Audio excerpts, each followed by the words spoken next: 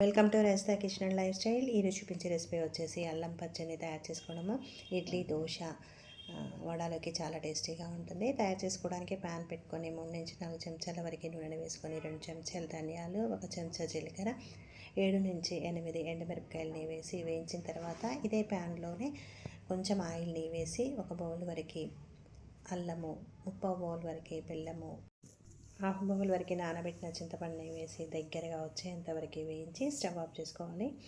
అయితే వర్షాకాలం వచ్చింది అంటే అజీర్తి సమస్యలు వస్తూ ఉంటాయి. కాబట్టి ఇలా అల్లంని కానీ అల్లంతో తయారు చేసిన పదార్థాలని కానీ డైట్లో యాడ్ చేసుకుంటే అజీర్తి అనేది రాకుండా ఉంటుంది. ముందుగా మిరపకాయలని సాల్ట్ని యాడ్ చేసుకొని గ్రైండ్ చేసుకున్న తర్వాత చల్లారిన ఈ అల్లము, వెల్లుల్లిపాయలని వేసి మెత్తగా గ్రైండ్ చేసుకొని పోపుని తయారు చేసైనా టిఫిన్స్కి యాడ్ చేసుకోవచ్చు. పోపుని లేకుండా కూడా యాడ్ చేసుకోవచ్చు.